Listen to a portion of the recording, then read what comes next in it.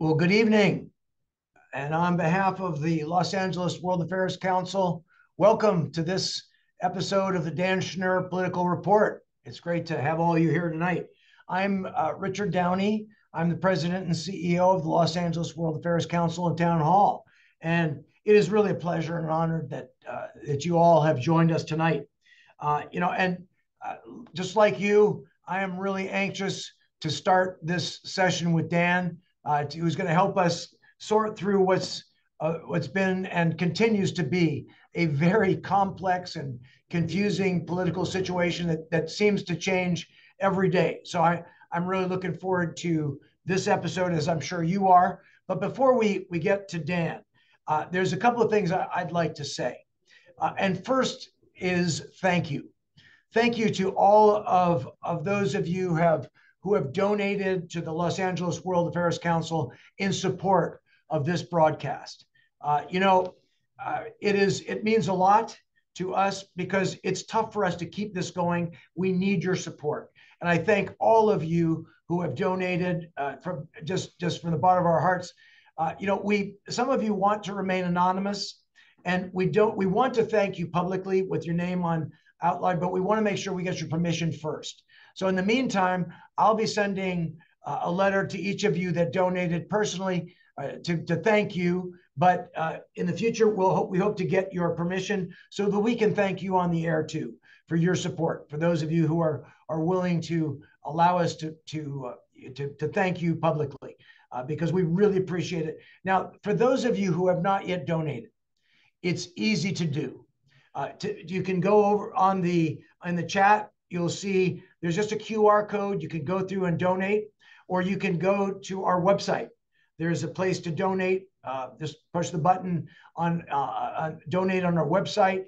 We really appreciate it. We need it to continue these broadcasts, and we value your support so much. Again, thank you very, very much.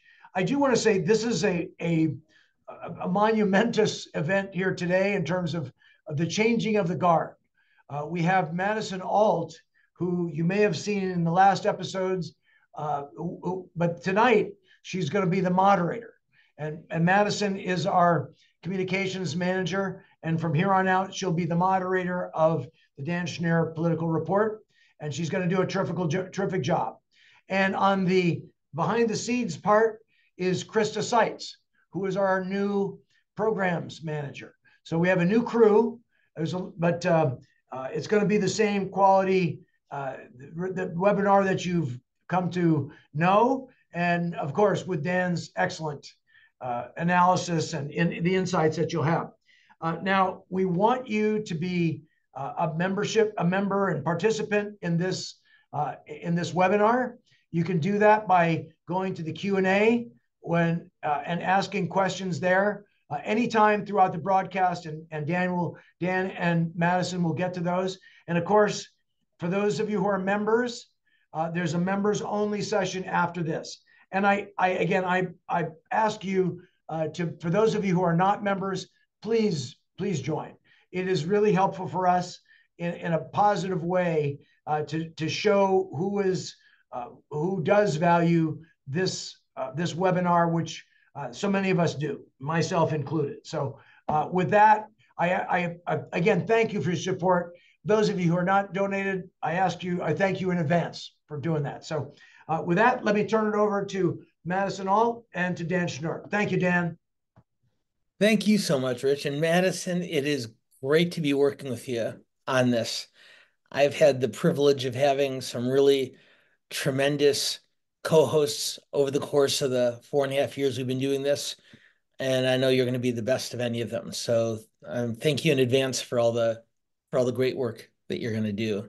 And I've already been doing. Those are big shoes to fill, but thank you so much for having me. I'm very excited to get to be on this side of the screen this time. Absolutely. And now, Maddie, I'm guessing like most, if not all of our group members, that you had a chance to watch the debate last week. And it's wild because the campaign is moving so quickly. It's hard to believe it was only 7 days ago that Kamala Harris and Donald Trump took the stage. It seems like 7 weeks, maybe 7 years since then. But we're going to start the conversation tonight on the debate and then move forward, not only from the debate itself to what it means and then what to look for going forward. So we've got a lot of ground to cover between now and the time we open this up to our group questions and Krista at the bottom of the hour. Are you ready? I'm ready. Let's dig in. Okay. So it has only been 7 days. And I think before I offer any of my analysis at all, Maddie, I think you'd agree that the most important thing is for us to hear from our audience. And in Krista, just a moment, I'm going to ask you to hold on for 1 minute, but in just one moment, I'm going to ask you to put up our first question for the group, because we're very interested in your thoughts. Clearly, a lot went on over the course of that 90 minutes, and we'll dissect it in quite some detail going forward. But Krista, if you can put up our first question, let's get our group's initial response more broadly. Well, we're not going to ask you who you thought won the debate, because we know our group has some very strong opinions on that, but we want to dig in a little bit deeper. And I think what you can see here instead is a slightly more specific question we'd like to ask all of you, which is, what was Harris's best moment in the debate? The public opinion polls showed that the majority of voters watching felt that she won the debate. And so rather than asking you that, we're going to ask you to offer something more specific. And we've given you a few options here. Do you think it was her overview of her economic plan? She talked about prioritizing the middle class and its economic needs. Was it her discussion of abortion rights about 15 minutes into the debate? Was it her discussion and her overview of foreign policy, which did not take up as much time in the debate, but she talked about the war between Ukraine and Russia, and also, of course, offered her thoughts on the conflict in Gaza? And then finally, fourth option was her discussion of Trump and raising topics in the debate that she was clearly very confident that he would respond to. So let's start out with this. What did all of you think? What was Harris's best moment in the debate? And because I'm on a laptop tonight rather than on a usual desktop, I think you can tell I'm got a different backdrop than normal. That's because I'm on campus rather than at home. 50%, exactly one half of our group, believed that her interactions with Trump, presumably on those topics that I mentioned, were her highlights in the debate. Not that far behind, though, 41%, pretty close, was her discussion of abortion rights. And somewhat further behind, very small numbers of our group felt that her overview of her economic plan and her brief discussion of foreign policy ranked at that level. So, Maddie, pretty interesting that both her discussion of Trump and her overview on her abortion rights agenda polled so high, huh? Absolutely. I find it kind of interesting. I was wondering how our results would turn out, but I didn't expect to see such a nearly even split. I wouldn't have either. Every once in a while, when I just think I've got our group figured out, I realize that I don't know them nearly as well as I thought I did, or maybe they're uh, just a little bit more complicated than all that. They've got to So keep us on our toes since, we keep them on theirs. precisely, and I will say this before we go on to Trump. Um, we'll talk more about the rest of the debate in just a moment, but I did feel that about the first 15 or 20 minutes of the debate was somewhat inconclusive. My own feeling is that Harris seemed a little bit nervous at the outset. And while both made some decent points, neither one of them really drove the discussion in their direction. I'd say about 20 minutes in, the debate was a little bit like a football game that's 0-0 after the first quarter. And then, as 41% of our group noted, whether it was her best moment of the night or one of them, there's no question that when she was given the opportunity to talk about abortion rights, I feel like that's when Harris became much more comfortable in the program. And after a few minutes of discussing an issue that's obviously of great import for her, I feel like she became much more comfortable on the debate stage. And that in turn led, as we'll talk about in just a couple of minutes, to her back and forth with Trump over some of the issues that may have knocked him off his game. That said, I would argue that even though the polls showed that most American voters thought that Harris had won the debate, not Trump, Trump, even with those distractions, did have some fairly strong moments. And so, Krista, once again, if we can put up our second question, that would be really helpful. Thank you. Okay, so let's ask you this. What was Trump's best moment in the debate? And I know from previous experience that we probably have somewhat more Harris supporters than Trump supporters as part of our group. And being based here in Los Angeles, that's not entirely surprising. But I think it is important to recognize that both candidates had good moments, had bad moments. So we'll ask the same of this group on Trump as we did on Harris. What do you think was his best moment in the debate? Was it his discussion of his economic plan? And in particular, you may have noticed he put a particular emphasis on economic tariffs, or trade tariffs, which really do pull very well with the American public. Was it his discussion of border policy, another issue, borders and immigration, another issue that really plays to his benefit with the electorate? Was it his discussion of foreign policy? Again, like Harris is a bit briefer, but obviously they both had an exchange on Russia and Ukraine, and then again on Israel. Or finally, was it his discussion of what he thought Harris's weaknesses were? Now, our group felt that Harris's discussion of Trump was her strongest moment. Let's see how they feel in reverse. And so, Krista, once we've gotten the results, let's see what we get, huh?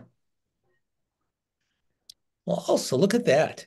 53%, more than half of our group, felt that his discussion of border policy was his greatest strength in the debate. There were some critics who felt he came back to it more often. But for Trump's support base and for a lot of undecided voters or swing voters who do feel strongly on this issue, it's something he clearly recognized was something that he needed to emphasize as often as possible throughout the debate. The next level down, we have a bit of a split. 22% said it was his discussion of the economy, and 20% said it was his discussion or his criticisms of Harris. And then only 5%, actually not all that different than Harris, selected his foreign policy agenda as his strongest moment in the debate. So, Maddie, what we have here on both of these is really a split decision, not so much on who won, but what they did well and what they did poorly. Mm-hmm. But again, the polls showed that voters felt that Harris won the debate by a fairly considerable margin. But for those of you who either agree with or disagree with those numbers, I will note that similar polls taken after Trump's debates with Hillary Clinton in 2016 showed Clinton beating Trump decisively in each of those debates. And in polls taken after Trump's debates, his two debates with Biden 4 years ago, both of those showed Biden winning considerably. Now, of course, back in June, when Trump and Biden decided this year, the voters judged Trump as the winner, and to such a degree that ultimately Biden withdrew from the race, which is what got us to this level. But it is worth noting, without taking sides, of course, that generally speaking, voters have given higher marks to Trump's opponents. And of course, it happened again. It happened again last week. Yeah, I find that very interesting. And honestly, the results were not what I was expecting. But with all that being said, who do you think won the debate? I know we're trying to keep everything as fair and balanced as possible, but from your expert perspective, who would you call the winner? Well, I'd offer you this. My own feeling is it's very difficult to win a debate. It's much easier to lose one. And if you look back through presidential debates of the modern age, starting with Kennedy Nixon in 1960 up to the present, I think you can only pick a couple, you might only be able to pick a couple of examples where a candidate actually won, because it's very difficult. It's very challenging for a candidate, no matter how skilled, to formulate and deliver a message that's so popular and so powerful and so impactful that mass numbers of voters switch their allegiance as a result of a relatively brief encounter. If you look back over those 60 plus years of history, when there has been a clear-cut, decisive advantage in a campaign for one side or the other, it's less because one candidate won because they performed in an exemplary manner, but more because the other candidate lost because they said or did something that really caused them problems with the electorate. And so what I would say is that while reasonable people can disagree on whether Kamala Harris won the debate, I believe what she and her advisors decided during their preparations in the week before she and Trump took the stage, they decided that if winning a debate is that difficult, what we're going to do instead is devote our time and attention and make a priority to helping Trump lose the debate. And that's exactly what they did. I mentioned how the first 15 or 20 minutes was sort of a scoreless tie.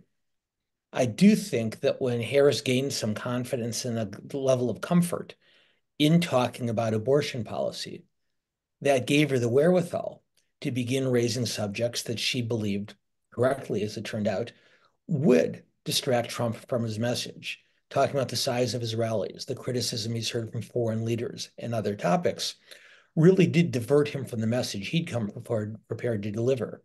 So did Harris win? Maybe, maybe not. But Trump certainly did lose last Tuesday night. All right. Thank you for that. That's really interesting. And I'm actually kind of wondering, I guess, based on that, there's been some discussion that I've seen about, I guess, what was missing. A couple people have brought up certain topics that they wish were discussed. And I'm sort of wondering where you think that each candidate might have come up short. Okay. I'm sorry about that. I'm working out of an office here that, as you can tell, has automatic lights. So I might have to do that a couple of times between now and the end of our hour. But it's the right question. Because even though we talked about both candidates' strengths in the debate, both candidates came up short in pretty apparent ways to me. The first we've already alluded to is Trump allowed himself to be taken off topic. And his advisors knew that these challenges were coming. They warned him. He was aware they were coming. Trump knew that she was going to not only attempt to distract him, he knew, his advisors had told him the topics that she would use to try to take him off message. And he simply wasn't able to help himself and responded. And it wasn't until the very end of the debate, in his closing statement, when he was talking about Harris's 3.5 years as president and what she had accomplished and what she had not, you could almost see visibly on Trump's face as he began his closing statement, a look that said something like, oh, I was supposed to be talking about this for most of the debate. And so when he got back on it at the end, it was a very effective moment for him. However, it was 88 minutes into the debate. And to a large degree, I think that opportunity had been lost. So Trump's weakness, nothing original here, was that he allowed himself to be diverted from the message that he came to deliver. I think Harris's weakness or shortcoming, I think, was a little bit trickier, but just as, and maybe even more important. We knew going into the debate that more than a quarter of the American people felt that they didn't know enough about Kamala Harris to make an informed decision on her candidacy. Now, in fairness to her, 99.9% felt that they knew enough about Donald Trump and Joe Biden. But still, that's a lot of unknowns out there.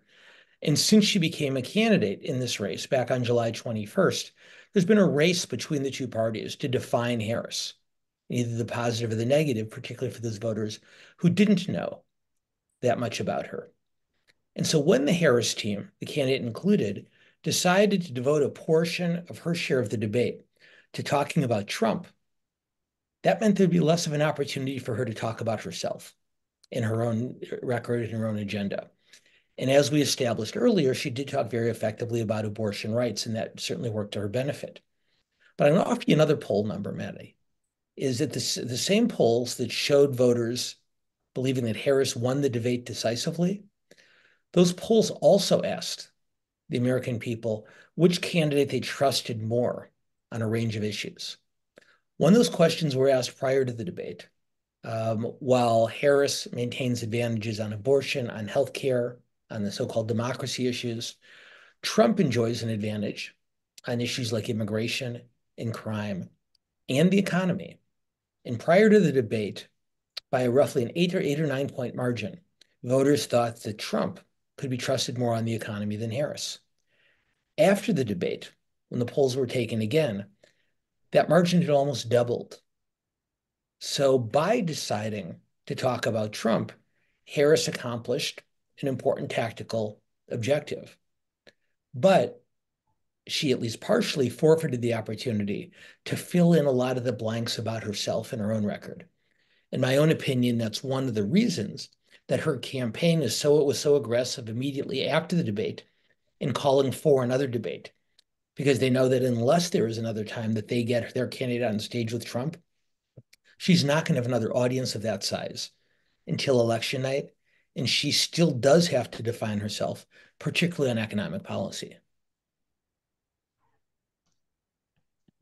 Great. So I think what we want to do now is we're going to move the conversation forward a little bit. We could certainly spend the whole hour on the debate, but it's a week ago, and we've only got 49 days left, if you can believe it, until the election. So let's move on a little bit. Instead of looking back to last week, we're going to look forward. And once again, I'm going to ask Krista to put up a question for us. We're going to start out this discussion on a geographic level, and then we're going to go in other directions. But let's see, we're going to ask all of you which region of the country, which states, plural, excuse me, do you believe will be the most important in deciding the election? We know anyone who signs on for a webinar like this one does enough reading of the political news to know that there are 7 states that will almost certainly define the outcome of the campaign. Pennsylvania and Michigan in my home state of Wisconsin in the upper Midwest, and North Carolina and Georgia in the Southeast, and Arizona and Nevada closer here to California in the Southwest. So we're going to ask you pretty straightforward. Knowing that no campaign has enough money or enough of their candidates' time to communicate with voters in all 7 of these states to the degree that they'd like, we're going to force you to choose, much in the same way that the campaign staffs themselves do. Which of these 2 regions do you think will be most important in determining the election? Do you think it will be that northern Rust Belt, the upper Midwest series of states, Pennsylvania, Michigan, Wisconsin? Or do you think it'll be the southern and western states that they're fighting over? North Carolina, Georgia, Arizona, and Nevada. It's worth remembering that Trump won almost all of these states in 2016. Biden won almost all of these states in 2020. Let's see. Oh, thank you, Krista. See what our results are here. Well, I'm not sure I would have predicted this. Look at it. It's a very one-sided outcome, Maddie. 49%, almost exactly 1/2 of our group, believes that northern tier of states, we'll call them the Big Ten states, Pennsylvania, Michigan, and Wisconsin, are the most important. And they say only 14% say those southern and western states, North Carolina, Georgia, Arizona, and Nevada, deserve as much attention. And then 36% said equally important. And while we gave you that option, I will tell you that if you were a campaign manager, you wouldn't get that luxury, because at a certain point you have to prioritize. Maddie, what's interesting about these numbers is that from the campaign's perspective, Harris can't win unless she wins all 3 of those northern states. Trump can't win unless he wins all 4 of those southern and western states. So I don't know if that belies sympathies on the parts of our audience, or they just see the upper Midwest as more important. But it really is notable that those northern states really are much more central to the Harris campaign strategy than they are to Trump. Yeah, absolutely. I honestly don't know what results I was expecting for that, but that really, I guess, kind of clarified for me kind of where our priorities are lying as a group. And I guess that sort of leads us into our next section, which is what each candidate needs to do to win. Right. So that's a question for me, not for the audience, because I'm not sure I would have known how to frame that one in a multiple choice answer. Well, from a geographic standpoint, as I mentioned earlier, Trump needs to win those southern and western states. If he can pull off those 4 states plus 1 of the upper Midwestern states, he gets elected president. Harris, as I said a moment ago, needs to win those 3 upper Midwestern states. And if she can win the 3 of them, and at least one of the 4 southern and western states, then she gets elected president. Now, let's say they split and Harris wins all 3 of the northern states and Trump wins the 4 southern and western ones. Well, then, as I know many of you know, that there are 2 states in the country that award their electoral votes not on a winner-take-all basis, but they award 1 electoral vote for each congressional district. One of those states is the state of Maine, and both of the districts in that state will almost certainly vote for Harris. The other state that does that is Nebraska, which also has 2 congressional districts. One is a deep red state that will district that will almost certainly vote for Trump. But Nebraska's 2nd district, encompassing the city of Omaha, and currently represented by a fairly centrist Republican by the name of Don Bacon. If Harris wins the 3 northern states, and Harris wins the 4 southern and western ones, and he wins that Nebraska district, then the Electoral College will be an absolute tie, 269 electoral votes to 269 electoral votes. So for Harris to win, she needs to win 3 northern states plus that Nebraska district. For Trump to win, he has to pull off at least one of the northern states. And I'm going to take those 7 and I'm going to zero it down even more closely. Michigan and Wisconsin, well, certainly not safe for Harris, are leaning more strongly in that direction for her, at least at this moment. Pennsylvania is a bit more up for grabs because the western part of that state is very dependent on traditional fossil fuels. And if you've noticed, Harris is the way she talks about fracking and energy exploration in the debate more recently. She knows she needs those votes. So the most important state in the country for Harris, bar none, is Pennsylvania. Simply put, she cannot get elected president without it. For Trump, as I mentioned earlier, he needs those southern and western states. Arizona, Nevada, and particularly North Carolina are probably better bets for him. But Georgia, as we all remember from 2020, is arguably the state that cost him the election. And for Trump to get elected, he needs to win the state of Georgia. No ifs, ands, or buts. So even on that list of 7, if that's too many to keep track of in the weeks before the election, watch Pennsylvania and watch Georgia. Those, in all likelihood, are the 2 states that will decide the next president of the United States. If Trump wins Pennsylvania, he'll win. If Harris can take Georgia away like Biden did, then she gets elected president. We'll have a longer conversation during our question period, of course, about the demographics, the voters that both candidates need in order to win, in terms of gender, in terms of their age, racial and ethnic considerations, all sorts of other demographic groups that will decide the election. But geographically, felt like this was a pretty good place to start based on the poll question we just asked our audience. So now what we're going to do finally, before we get to audience question and answer, on time for a change, which will be pretty nice, we're going to ask all of you to make a prediction. And what we're going to do, and Maddie and Krista are going to remind me of this, so we're really going to do it, is we're going to ask you this question this month, and we're going to ask you again next month. Pretty straightforward. Not who do you want to win the election, not who you're voting for, not who you think should win.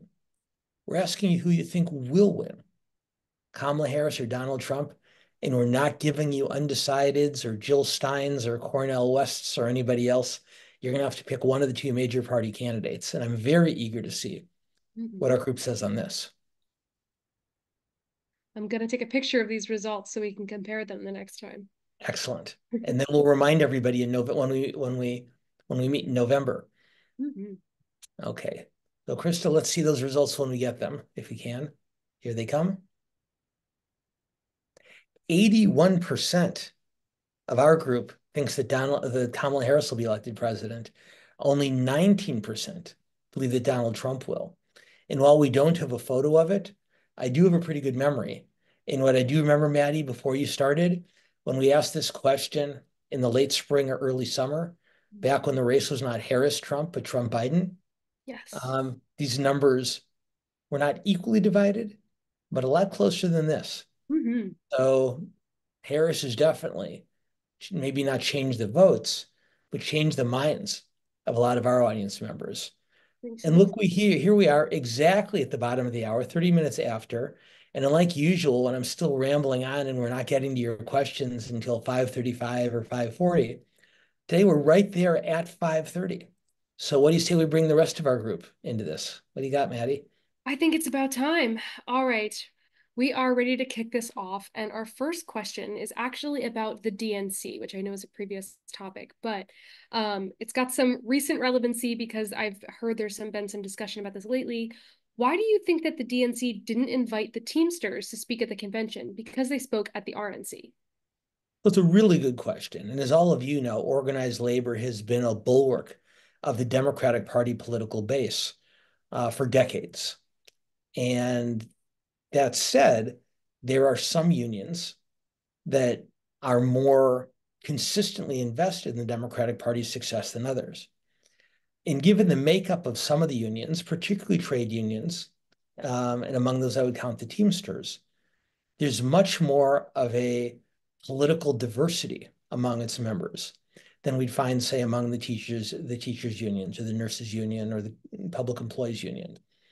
And so the Teamsters leadership was very wary about being seen as if they were driving their members' decision instead of allowing their members to make that decision for themselves. So that's one of the reasons that their leader spoke at the Republican convention. And there is a lot of speculation that the Democratic convention organizers so upset that they spoke at the Republican convention didn't invite Teamsters to speak at the Democratic convention.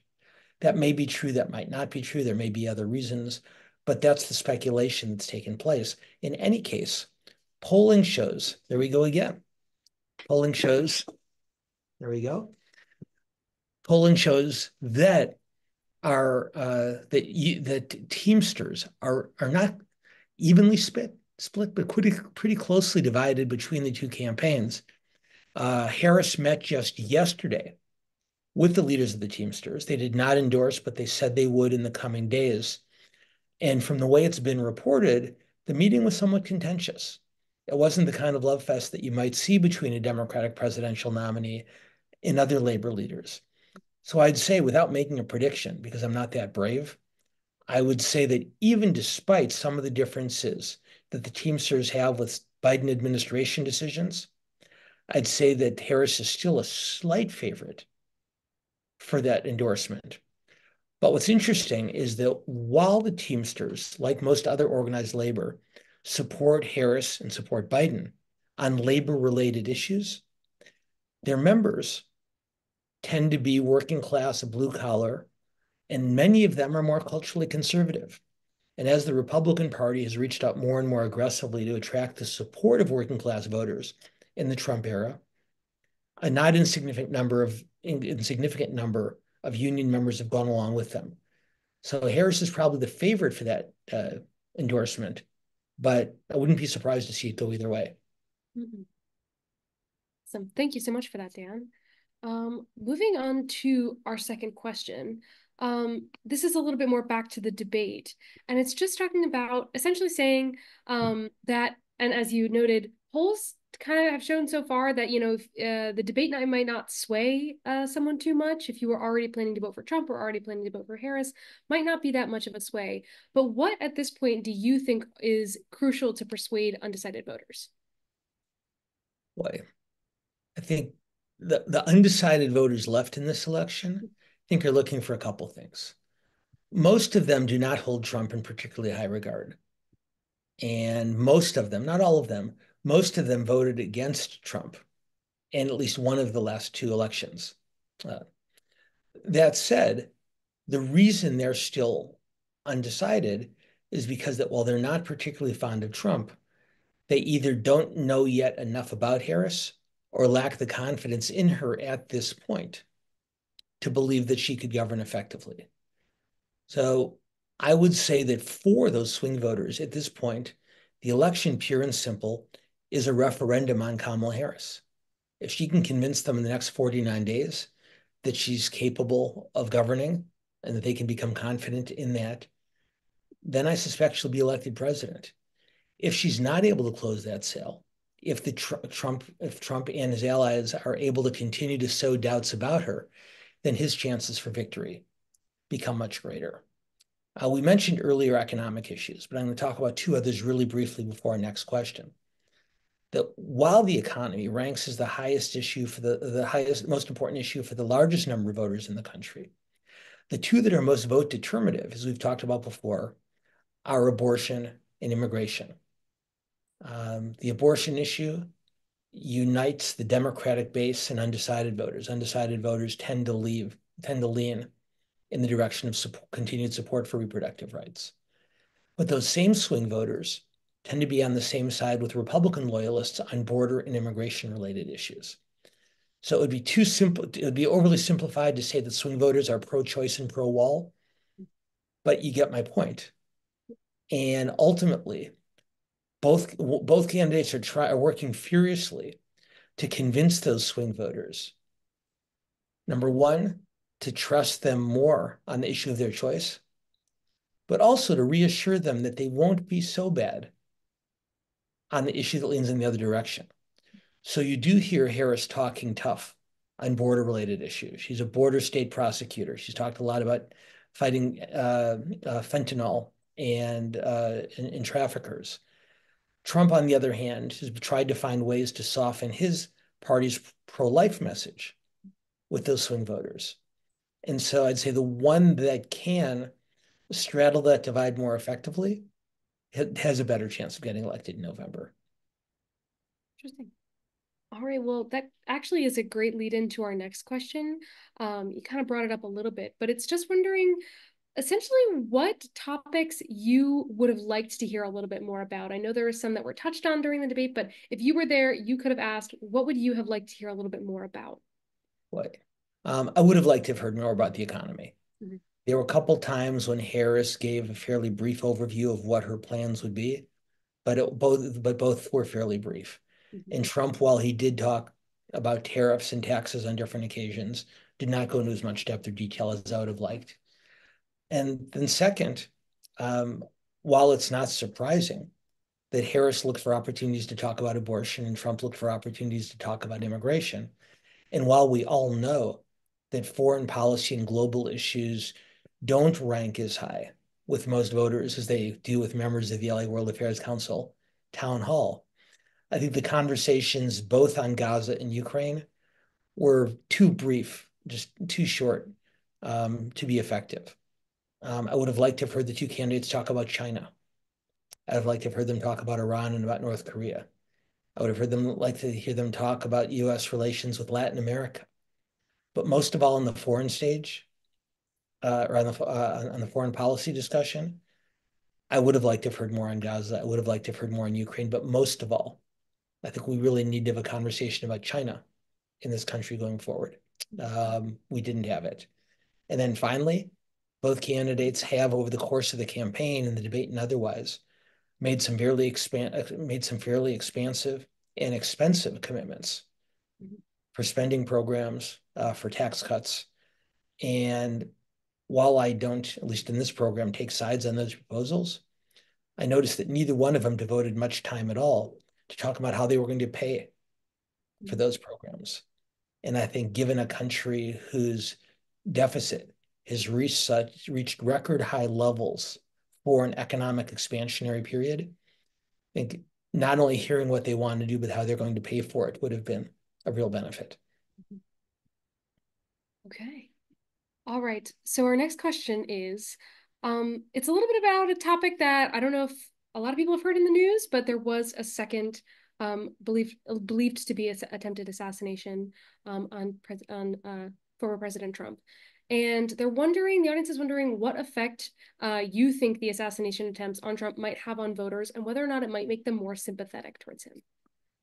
Well, I will say this, and I hope I don't sound cynical or jaded in saying it, but I think that this second attempt over the last few days is not going to have much of an impact on the campaign at all. We've noticed that Trump and his campaign have been charging the Democrats with using inflammatory language that they argue has incited both of these assassination attempts. We see Democrats responding in equally strident terms in pointing out some of the more inflammatory language that Trump has used over the years. So if anything, this becomes one more motivational tool on both sides, Maddie, for both parties to use to excite their bases. But we were talking about those swing voters a moment ago. I don't think any of the swing voters move in one direction or the other on this one, not at all. So that's not to minimize its importance. It speaks volumes about the culture of violence in which we live in our society, in which these types of occurrences take place. But in terms of immediate political impact, aside from some motivational effect on each party's most loyal supporters, I don't see it having a great, making much of a difference. Really interesting. I wasn't sure what your response to that one was going to be. So it is interesting to hear. Does that mean you're able to predict most of my answers already? That's very interesting. I think I'm getting into the flow here of being able to predict where you'll go, but you still surprise me. Phew, what a relief. Our next question is about not, I guess, our undecided voters wondering for people who aren't happy with either Harris or Trump and who might decide not to vote. Who does that help the most in this election? Well, this group, as we've talked about in months past, much more when Biden was still in the race, this group is called the double haters, voters who don't like either candidate and have to decide whether to just simply stay home or to vote for the one that they hate the least. Now, a couple things about the double haters worth knowing. In 2016, the double haters voted for Trump over Clinton by a fairly decisive margin. In 2020, a much larger number of double haters voted for Biden over Trump. In this election, when Biden and Trump were running against each other, roughly a quarter of the electorate, roughly 1 out of every 4 Americans we could have classified as double haters who did not care for either candidate. Since Harris entered the race, that number has dropped roughly in half. And that doesn't mean that all those voters have gone to Harris, more have than not, but we're seeing a much smaller percentage of voters who fit the description that the questioner asked about.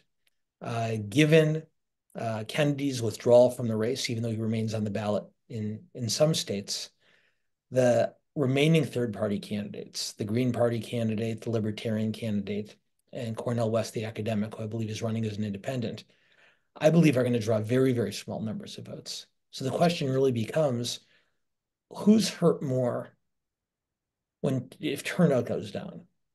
Now, historically, Republicans have benefited from low turnout elections. Republicans historically have been wealthier. They tend to be homeowners. They tend to be more stable in their communities. And those are descriptors of more reliable voters. Whereas younger people who have yet to achieve economic means, those who don't own a home, tend to be more transitory and less likely to vote. So historically, a low turnout election has always benefited Republicans. But as we've seen the party shift, and more upper income voters have shifted to the Democratic Party, and more working class voters have shifted to the Republican Party, I don't know that that's the case anymore. And so, in fact, I think a low turnout election will help Democrats in this election, because if the fallout does take place among voters based on economic means, whether income, home ownership, and so on, that means the Republicans may see more of a fall off than Democrats. We don't know because this shift is a relatively recent one. But if you believe, as I do, that the reasons for that imbalance over the years has been based on the relative economic status and stability of members of the two parties, it stands to reason that a low turnout election might actually benefit Democrats. The one exception to that is we know, and I believe, if I'm not mistaken, I'm talking to a Gen Zer as my partner in this, Yes, I am. in this program, is we know, no offense intended, Maddie, that your generation tends to vote in much smaller numbers than older people. Mm-hmm. And because Democrats still rely heavily on young people, if that drop-off in turnout is among Gen Z and millennials, that may hurt them. And then one last twist to this. There is also, not only in the electorate, a huge gender gap, but that gender gap is even greater and more intense among the youngest voters. Young women, Gen Z women, are much more likely to vote Democratic, even more than their mothers and grandmothers. And young men in Gen Z are not quite as likely to vote Republican as older generations of men, but much more likely to vote Republican than young women are. Now, what that says about dating during election years, I'm certainly not qualified to answer that question. But what we do know is that young women vote much more reliably than young men do. So all in all, I believe a low turnout election does benefit Democrats this year as opposed to Republicans, but it really depends on where that vote drop off comes from. And if it does come from than younger people, then it might be less of an advantage to Democrats than I've been theorizing. That is a really interesting perspective, and we'll see about those 400,000 voters that I know Taylor Swift registered with her link. So hopefully that'll up our turnout a little bit. Well, and I know we've got a lot more questions, but let's talk on that for a minute. I Absolutely. don't know that there's a huge crossover between my audience and Taylor Swift's, but I have to imagine there's at least some. You've got me. Well, there we go. All right, that's one already. And I suspect there's others as well. Um, but the question that often comes up is the impact of celebrity endorsements.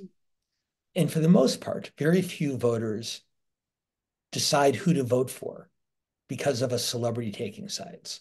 In other words, if your favorite athlete, your favorite actor, your favorite singer endorses one candidate, a relatively small number of voters say, wow, LeBron James, Harry Styles, George Clooney, Rihanna is voting for one candidate, therefore I'm going to too. It doesn't work that way for the most part. What celebrities do, though, is they can encourage low information voters, voters who don't pay a lot of attention to politics, to pay more attention. And if your favorite celebrity has endorsed a candidate and you don't pay a lot of attention to politics otherwise, you may be that much more likely. We're gonna have to do something about this for the October program, but for now we'll just settle for it. Anyway, if you'll pay more attention, and if you pay more attention, that increases the likelihood that you vote for that candidate. It doesn't guarantee it. However, and I wish we could turn around poll questions this quickly because I'd love to ask the audience to guess on it. And Krista, I know we can't do it, so don't worry. But what I would love to ask the audience is, and Taylor Swift might be an exception to that, because she is such a strong fan base, particularly among young people, particularly among young women, she might actually move votes as opposed to just simply increasing attention. But in modern history, over the last half a century or so, there's only one celebrity who didn't just increase interest, but actually moved votes toward one presidential candidate or the other. And Maddie, since you're stuck here, you want to take a guess on who you think it might be? I'm gonna wait. How long ago? What's my time frame I've got? We'll say in the last half century. Half century? You Okay. haven't been alive for 50 years. I promise you, it's been it's been in your lifetime. My brain immediately went to Michael Jackson. Am I anywhere near close? Michael Jackson, I don't know of him endorsing candidates, and I don't know how much he would have helped that candidate given uh, some of the allegations made against him. What I can do for those of you who are in the chat and Q&A, if anybody wants to take a guess here before I tell you, who is the one celebrity in the modern era in the last 50 years who didn't just increase voter interest in their preferred candidate, but actually moved votes in their direction? Um, we'll see how people answer. And if you remind me before we sign off in 10 minutes, Maddie, I'll give the answer. I So absolutely. any of our audience members should feel free to type Oh, in a we've guess. got tons and tons saying Oprah. Oprah is right. We're not even gonna wait until 5:59. Oprah Winfrey and her support for Barack Obama in the 2008 election actually did move votes in Obama's direction. And I will say this, that while Oprah certainly makes more money with her own network than she did when her TV show was syndicated, because she had such a broader platform back then, I don't know that she'd be able to duplicate that again the way that she did earlier in her career. So very savvy on the part of our audience members. Should we go back to questions? Yeah, let's do it. All right. So our next question is a pretty interesting one. And it's talking about how the debate was fact-checked this time around. And it was saying, of the untruths that were mentioned on both sides, what do you find to be the most egregious and potentially the most impactful on the basis, on the voter basis for each candidate?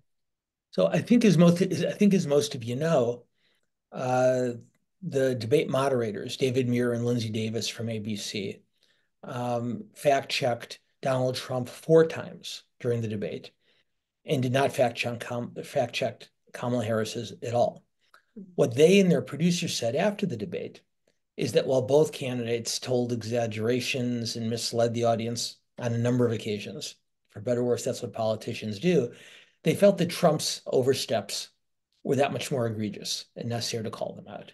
And I think what I would simply say is that had I been a producer at ABC last Tuesday night, I would have told the anchors, even if you don't think that Harris's misleading statements are as over the top as some of Trump's were, I think it is important for us to call out at least a couple of them, even if not as blatant, just to demonstrate and remind the audience that this isn't a partisan exercise, but that when politicians take liberties with the truth, that the network and the media should call them on it. Now, in fairness, in real time, that's an extraordinary amount of pressure, even on a couple of very qualified journalists. And after the debate, ABC and CNN and the Washington Post and the other media organizations known best for their fact-checking desks did call out inaccuracies from both Trump and Harris. But I think ABC would have been served well to bring up at least one or two of Harris's too, if for nothing else, just in the interest of perception. Absolutely. Awesome. Thank you for that. So we do have our next question. It's about our vice presidential debate that I believe is scheduled for October 1st. What do you think are going to be the big topics that come up at this debate? The vice presidential debates generally don't make a lot of difference in a campaign for the simple reason that vice presidential nominees usually don't make a lot of difference in the campaign. Sarah Palin's nomination by John McCain in 2008 is a rare example of that. Go back further to George McGovern's original running mate, Tom Eagleton, to step aside from the ticket. But it's relatively rare that a running mate makes much of a difference because people vote for president, not for vice president. But I would say this, given the perception, the widespread perception that Trump lost the debate, I think that does put an additional level of interest on this debate, particularly to hear how Trump's running mate, J.D. Vance, conducts himself. And Vance is in a position, much as Joe Biden was during the vice presidential debate in 2012 when his boss, Barack Obama, lost the opening debate to Mitt Romney, put a lot of pressure on Biden, and Biden came through. If Vance can acquit himself well on the October 1st debate, then that does help the Republican ticket in a way beyond which is normally the case. As far as the issues, I'd be surprised if they're much different than those in a presidential debate or in a broader presidential election discussion. The economy, abortion, immigration, and we'll hear others as well. But I'd be surprised if we saw a much different orientation among the vice presidential nominees as we did among the presidential candidates. All right. Well, thank you so much for that. Our next question is about the Pope, actually, and as he's criticized both Trump and Harris, do you think that that's going to have an impact on the election in any way? Wow. When I was preparing for this, I was preparing for questions about voters who didn't like either candidate, the so-called double haters. But I have a lot of friends who are Catholic, so I don't feel comfortable referring to the Pope as a double hater. But he made it very clear that he found both candidates were very, very dramatically flawed. Harris on issues relating to abortion, Trump on issues relating to the border. Ironically, the Pope called the two candidates out on issues on which swing voters in the United States agree with them. Remember that middle swath of the electorate here agrees with Harris on abortion rights. Those same swing voters agree with Trump more on border issues. And so Pope Francis's comments flew in the face not just of the two candidates, but that middle, that center portion of the electorate. I don't think that one candidate is helped or hurt more by that assessment than others.